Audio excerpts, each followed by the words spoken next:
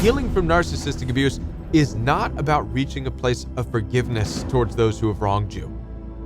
You don't need to learn how to forgive others. The fact that you have been present in those people's lives for years despite how they've treated you is proof and evidence that you're forgiving enough. Your healing journey is about you reaching a place in your life where you can recognize who can be in your life and who can't. And this journey begins when you let go of those people you've been holding on to that should not be in your life. Don't just take my word for it. I'm going to share with you an article I discovered, 7 types of people you should never let back in your life. Not according to me, according to psychology. Let's talk. My name is Kevin. This is The Royal We.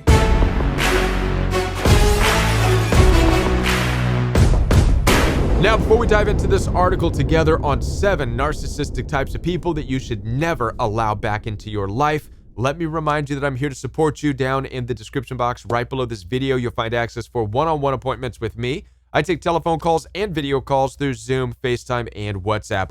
Also, The Royal We does have a private membership available for you where you can get daily live support from me with the growing community of people from all over the world. You can download the private membership app down below in the description box. So head on down there, check it out. Also, last but not least, The Royal We does have merchandise available for you. You can check out the Royal We t-shirt, the hoodie, the mug, or the hat. And anybody who purchases an item and puts a picture of it on Instagram and tags me at Join the Royal We will get some free time as we get to know each other, and I'm able to say thank you for your support. Now, let's dive into this article together. 7 types of people, narcissists, right, that you should never let back into your life according to psychology. And as I said before, this is what your healing journey is really about. I'm going to say it again because it's noteworthy. Your healing journey is not about forgiving others. You already know how to forgive. We all do. You're a forgiving person. I'm a forgiving person. It's not about that. Our forgiveness landed us in an excess, abundant amount of abuse. That's how forgiving we were. So we don't need to learn more forgiveness. What we do need to reach is a place where we recognize who can be in our life and who can't. And it may sound cold, and perhaps it is cold, but when you deal with narcissistic people, and when we share a world with narcissistic manipulators, or any of the 7 types that we're about to look at in this article, we have to be cold. It's for your safety, and you're responsible for your own safety, first and foremost. All right? Nobody's going to protect you better than you protect yourself. So let's get into the 7 types of personalities, narcissists, that you should never let back into your life according to psychology. Beginning with number 1. The first type of person you should never let back into your life is a toxic manipulator. Another way to say toxic manipulator is a narcissistic person. This is, in fact, the narcissistic person that you deal with. They are a toxic manipulator. And it says this: some people don't change. They just get better at hiding who they really are. I'm going to add something to that. People don't change in general. Not just some people don't change. People don't change. You don't change. I don't change. Narcissists don't change. Listen, I'm the same person in my core that I was in high school. And so are you. And when I talk about in the core, I'm talking about our true character. The same things that made me laugh and cry, and I'm still the same character. I'm the same dude, and so are you. Now, sure, as we grow, we evolve and develop better habits, but that doesn't change us. For example, I have better work ethics and better habits of routines throughout the day, but that doesn't change my core nature. Okay? People don't change. People who are violent, nasty people will always be violent, nasty people. People who are loving, empathic, and kind will always be loving, empathic, and kind. Your core nature that has been assigned to you by God is not changeable. Now, some of you right now are saying, Kevin, are you saying that abusive people, it's a core nature assigned by God? Well, yeah, absolutely. Bears And wolves are pretty nasty creatures, are they not? They're assigned by God. So yes, cruelty, meanness, assertiveness, aggressiveness, all of these things are character attributes within a person's DNA, a person's nature, core characteristics that they cannot change. This is important for us to understand. When it comes to dealing with narcissistic people, however, they get better at hiding this stuff, and this is what you have to watch out for. They get better at hiding their anger issues, hiding their aggression, but it's still there. And this is what makes the relationship so volatile, and it will make you feel on edge no matter what. Even if they promise you they've changed, even if they've gone to church counseling, even if I'm changing this. No. It's always inside of them. All that needs to happen is the right little bit of tickling of what's inside of them, and it will come out, I promise you. And it doesn't matter if they're 30 years old, 40 years old, 50, 60, 70, 80, 90, they could be on their deathbed. And if they are an aggressive, nasty, narcissistic person, they'll be on their deathbed, having been triggered, exploding in their violent nastiness all over the place. People never change. They just become better at hiding it, masking it. All right? So how do you know if somebody in your life is a toxic, narcissistic manipulator? Well, it says right here, manipulative people know how to twist situations to their advantage. So even if somebody's come to you and says, oh, they've changed. If a narcissistic family member of yours or a husband or a wife says, oh, but I've changed and I'm working on myself, that actually falls into that category. They're twisting the situation to their advantage. Oh, I once was a mean, horrible person, but thanks to Jesus, I'm new and I've been born again and my name's written in the eternal book of everlasting life. And by the way, I heard this from a narcissistic in-law. This nasty person cusses people out, calls people names, is nasty to their core. And the lifestyle that this person lives proves it. Unable to stay married, in and out of relationships, multiple children, different people. I'm not going to get into it. But also talks about, oh, I'm changed all the time. Jesus, I'm in the book of eternal life and Jesus has saved me and blah, blah, blah. And I'm sitting back going, listen, you haven't changed at all. All you're doing right now is exactly this, twisting the situation to your advantage. Anything that makes you look good.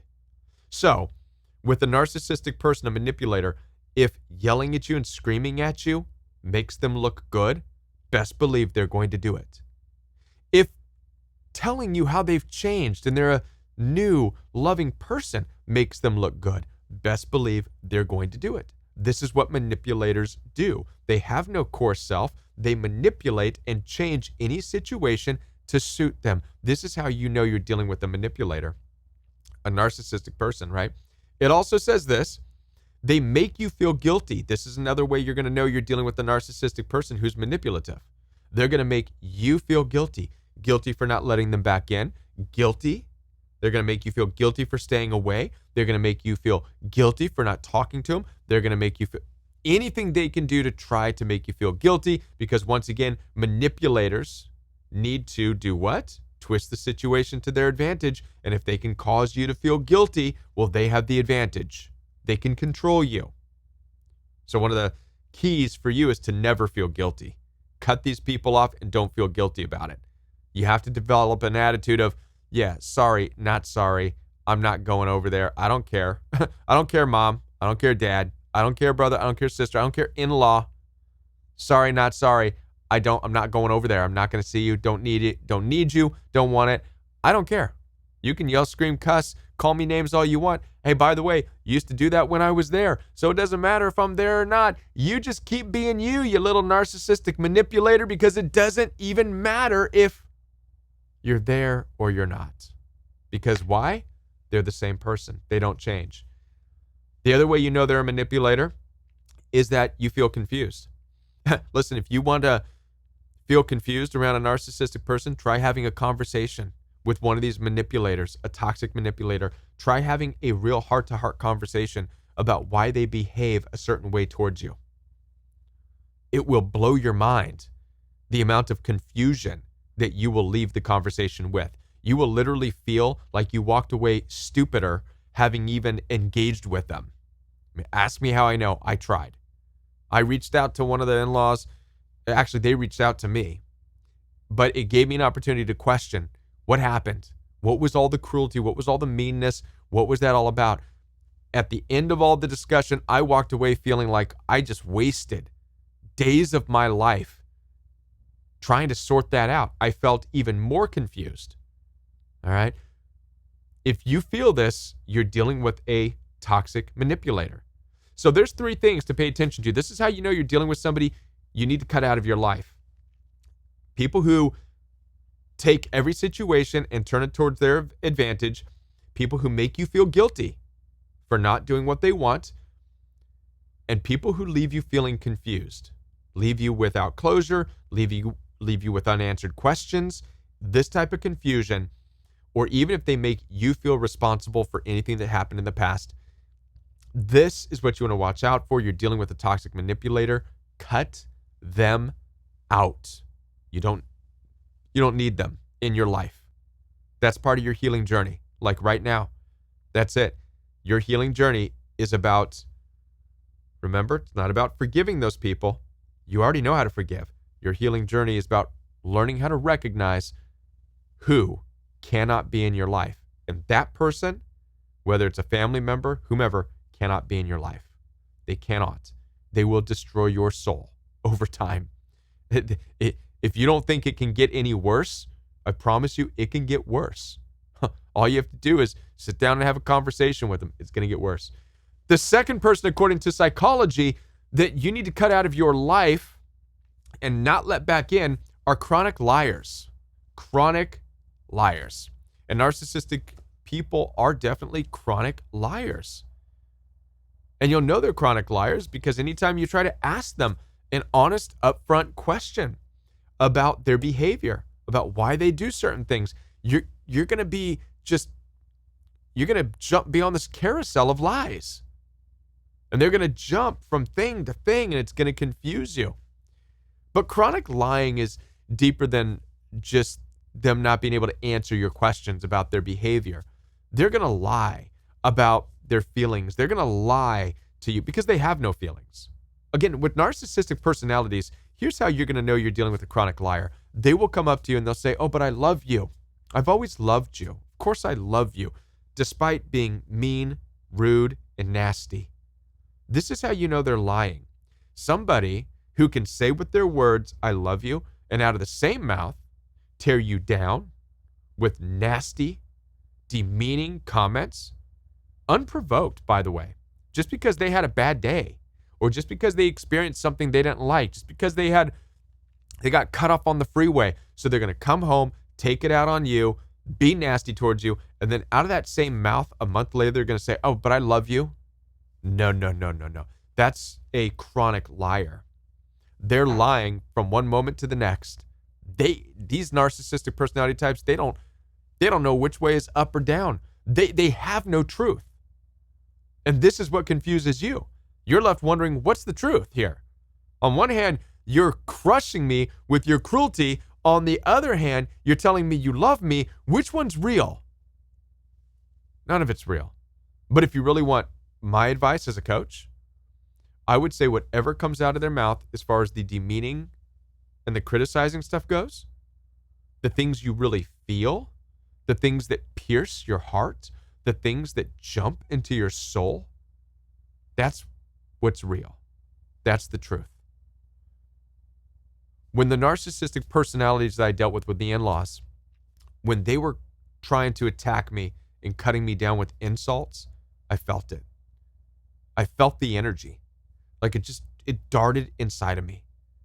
I can still recall. I don't think about it. I don't ruminate about it anymore, but I can recall sitting at a table, and I can recall their face of this one in particular. Those eyes, that narcissistic stare just glaring at me. And then these words like swords just boom coming out right into me, right into my heart. I felt it. I felt those words. I felt their words of cruelty and of violence and of hostility. If the words could have been weapons, they would have physically been stabbing me. Okay? I felt it. Now, later, when they would also say, oh, love you, because they typically did that. Sometimes when I would show up, back when I would hang out with the in-laws and I would leave, love you guys, love you. I never felt any of that. It seemed empty. When they said, love you, it was empty, shallow, almost like it was just something to say. In other words, they stripped away any real meaning to it. There was nothing. It didn't go through me. It didn't move into me. It didn't pierce me. But now their anger and aggression and their hostile, violent words, that pierced. So I would say, if you want to know where a narcissistic person really stands, you have to go with the words that actually get inside of you. That's the truth, because that's the energy that they're sending you. Whatever energy they're sending you is the truth. If there's no energy behind them saying, I love you, well, you're not going to feel it. Okay? If there's energy behind their demeaning, devaluing comments, you are going to feel it, and that's going to be the true them. All right? That was a side note. Moving on to number 3. So number 2, get rid of the chronic liars. Get rid of the chronic liars. They will destroy you. So cut them out. They don't deserve to be in your life. You don't need them in your life. Number 3, emotional leeches. According to psychology, you want emotional leeches out of your life. And yes, narcissistic people can be emotional leeches. What are emotional leeches? Here's what it says here. It says some people don't want support. They want someone to drain. So there are some narcissistic people. Maybe you have one in your life. It says this, that every conversation would be revolved around their problems, their struggles, their drama. And unfortunately, you being an empathic person, you are likely to stay and listen and offer support. Worse, you're liable to bring them in, feel sorry for them, give them sympathy sex, make them sympathy food to eat, try to nurture them like a mom nurtures a baby. Oh, you poor thing. Come to mama. Yes, I know. I've been coaching, and a lot of women do this. Bring in that guy that's just broken, has all these struggles and dramas and divorce and being treated horrible and never get to see their kids. And you're like, oh, poor thing. There's so much potential in you. Let me love you. And boom, you don't even realize it, but you're dealing with a toxic, chronic liar and a manipulator, right? But here's the thing.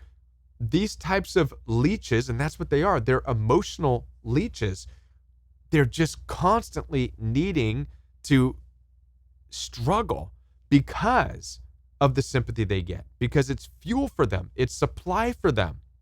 At some point, these people have learned that in order to get what they want from others, well, all they have to do is just start crying. All they have to do is start complaining. All they have to do is start talking about their drama, and they'll find somebody who's sympathetic. And if you run into this person, you're that sympathetic person, well, now you know what it feels like to be used by an emotional leech. That person never intended to love you back. That person intended to absorb your positive energy, absorb your acts of service, absorb your good nature, your empathic intentions. They just wanted to feel it. They wanted that supply. They wanted to eat it up. And so these people, you have to cut them out of your life. Anybody who is constantly around you, just draining you. I mean, it's one thing if people need to talk about a serious issue, and you'll know that it's a healthy person when it's balanced with other things, right? But when someone's an emotional leech and they're always seeming to have drama, well, they're leeching off of you. And it's important to understand the concept of an emotional leech. Again, what is a leech? A leech sucks the blood out of something. That's what a leech does. Somebody who's an emotional leech, same thing, attaches their drama onto you to suck your empathy out like blood. They're leeching off of you nourishment. Yeah. So it's better for you to control. Value your empathy, value your sympathy. Look at it as a life force because it is. Look at it as a nourishment because it is. And be very careful and be very choosy with who you choose to nourish. Don't just nourish any sad, sappy soul that comes into your house, into your life, saying how horrible their life is, because it will drain you. Listen, you leave enough leeches on a human body, you leave a leech long enough, it will drain that person dry, right? The same with the toxic narcissistic manipulator.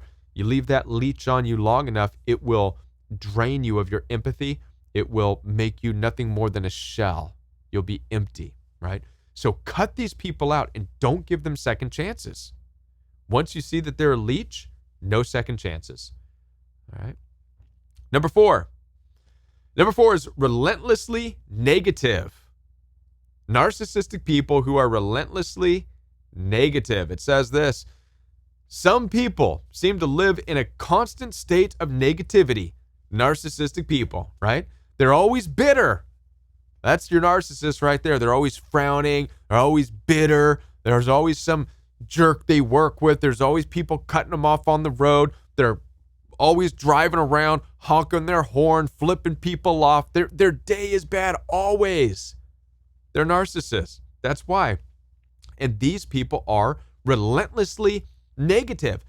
And it's strange to me why anybody would want to be relentlessly negative. I don't get it. But again, we're talking about narcissists, and at some point in their life, they learned, or it's just their nature, to get what they want in life through being relentlessly negative. In their mind, that's how things get done.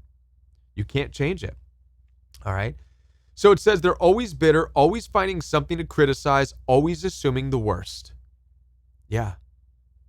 So if you're dealing with a relentlessly negative person, they're going to criticize what you wear. They're going to criticize the things that you like. If you ever want to go out, if you ever want to shop, if you ever want to leave the house, they're going to assume the worst. They're the ones that are going to accuse you of cheating, even though they are. They're going to accuse you of spending too much money. They're going to accuse you of this. They are constantly negative, relentlessly negative people. View the world through such negativity, and they view you through such negativity, it will destroy you. You will feel chained and bound and boxed in. You'll become a prisoner. It's narcissists who operate in the relentlessly negative, that imprison you. These are the ones that isolate you from friends, from family, from jobs. These are the ones. It's the relentlessly negative people who think the worst about you, about everybody. They will chain you up, they will bind you, and they will make you nothing more than a prisoner within your home or their home. So when you recognize that you're dealing with somebody who is relentlessly negative in that relationship, right away, no second chances. Don't let them back in.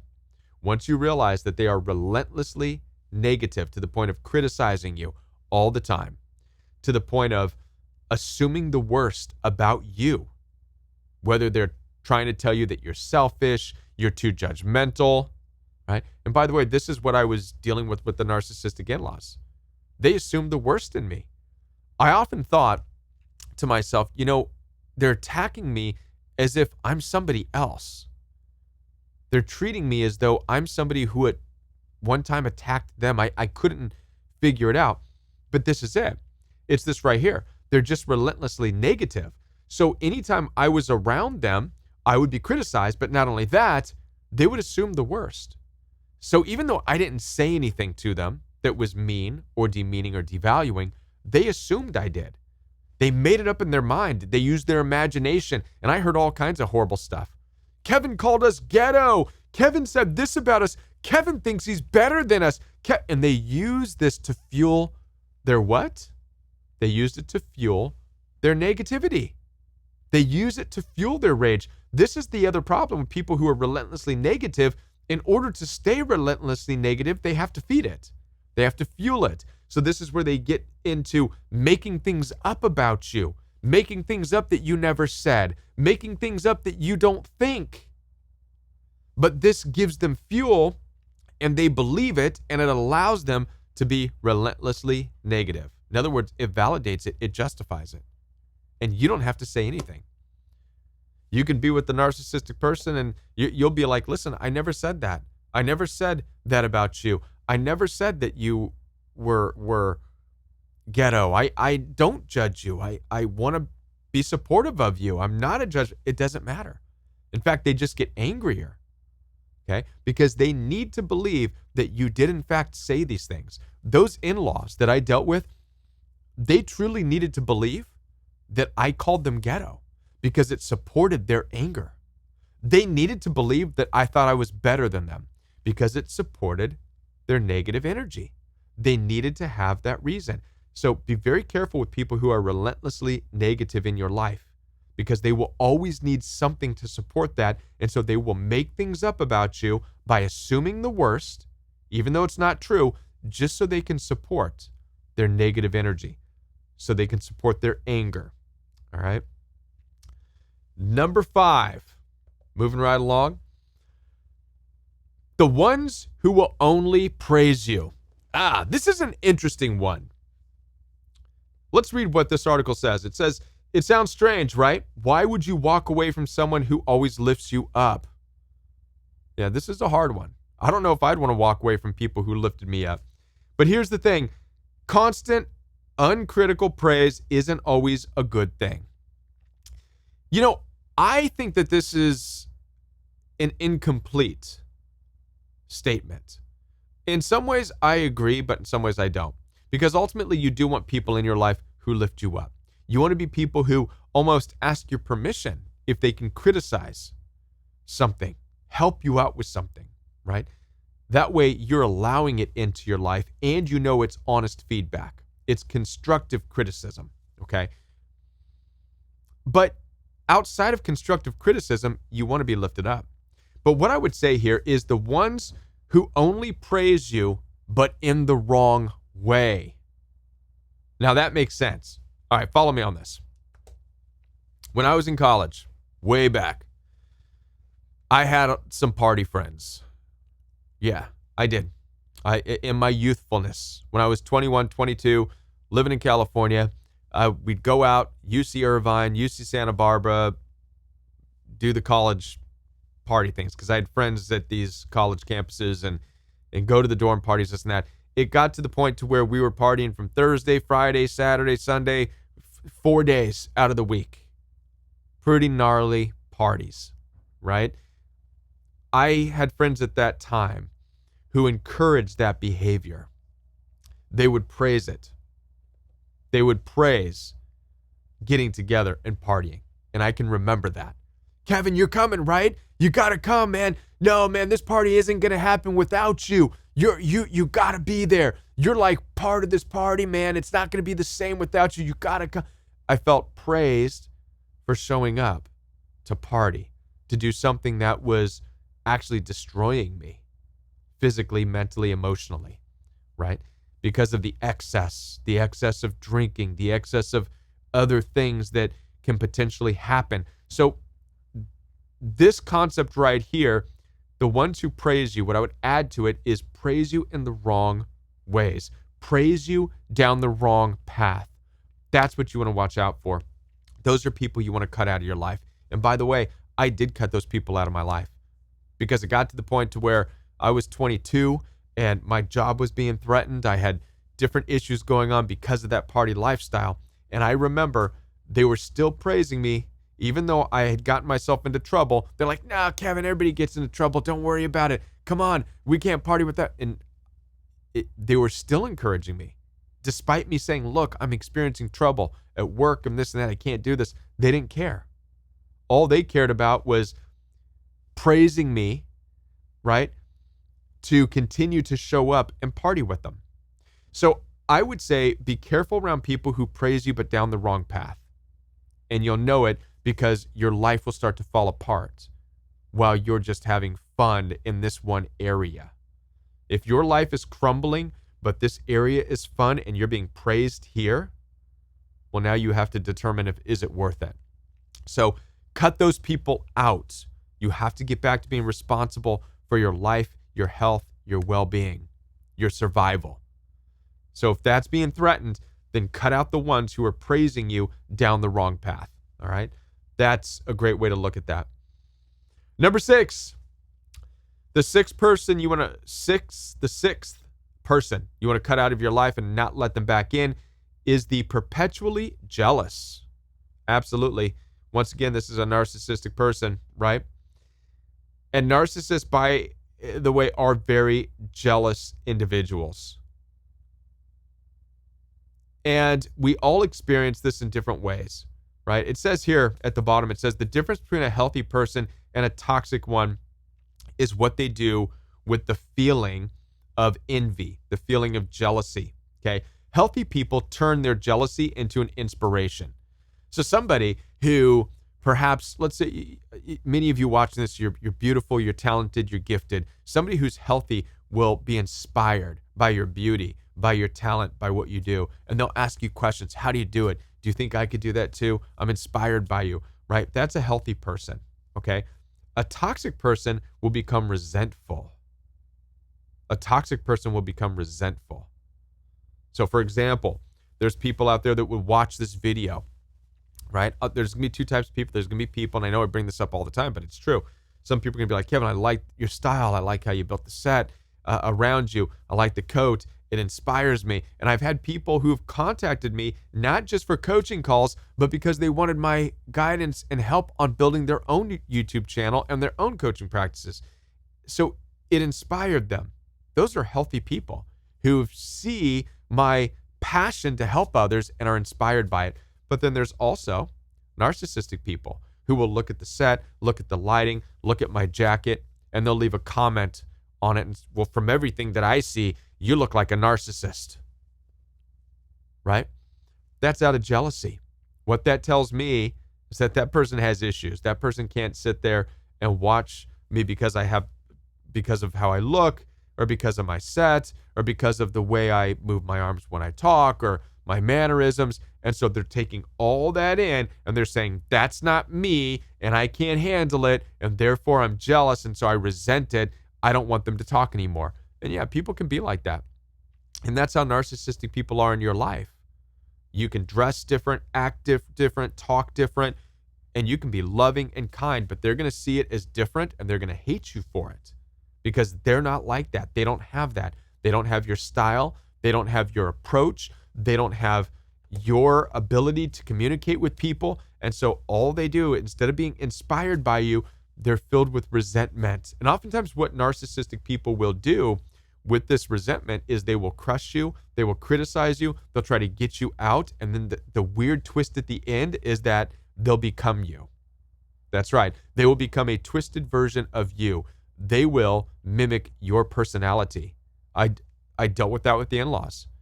One of them in particular tried to crush me, criticize me, ridicule me, attack me, make me out to be this bad person. Then when I left, this person started acting like me, talking about Jesus like me, talking about God. It was the weirdest, mind-numbing stupidity I've ever seen in my life. But this is exactly what envious people do. So this is a very important one to make sure we're doing. Obviously, yes, you want to cut people out who are perpetually jealous, not let them back in. All right. Number 7, narcissistic people who broke you and never apologized. Yes, absolutely. They don't get any second chances. And this, by the way, is where I opened up this video. It says this: I learned the hard way. Healing is about recognizing who belongs in your life and who doesn't. Okay. Someone who hurts you deeply and never took responsibility for it, this is what it says down here, isn't someone who's changed. Remember earlier in this video where we were talking about how people don't change? This is another way that you know that you're dealing with a toxic narcissistic person who hasn't changed, because they have not, according to their own free will, come to you and said, hey, listen, about what happened in the past. This is what happened. This is why I attacked you. This is why I said hurtful things. This is why I cheated. This is why I threw you out. This is why I raged. And I want to say I'm sorry. But I want you to understand what was really going on inside of me. I want to answer any question you have. I want to let you know exactly what I was experiencing, because I don't want you to have any unanswered questions. Okay?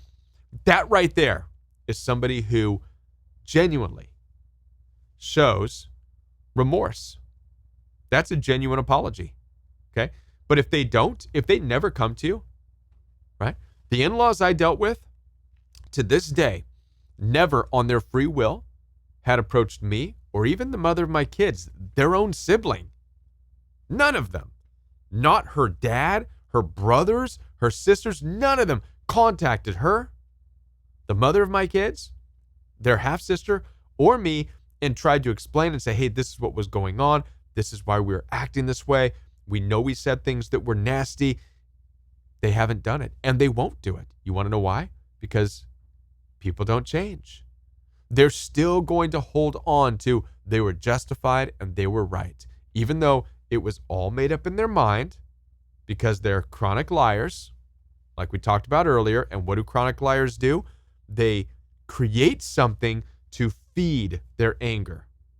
So even though all the stuff they said about me, Kevin's judgmental, Kevin called us, Kevin's selfish, Kevin thinks he's better than everybody, all this stuff was made up in their minds to feed their anger, and they have to hold on to that. And they can't apologize for that because they really believe it. They had to make themselves believe that I thought that way. And for them to go back now and to say, Kevin, we were wrong. You never did say those things. We did make that stuff up about you, and we were feeding our own anger. For them to do that would be too hard for them. That's too hard for narcissistic people. That would devastate them. I mean, that annihilates their self. That to them is, they might as well be unaliving themselves. They might as well be jumping off of a building than to expose themselves in that way. Does that make sense? They can't. So it's never going to happen. They're never going to change. They're never going to apologize, which means you can't have them in your life. Because if they're not apologizing for doing it in the past, what that means is they will unapologetically do it again.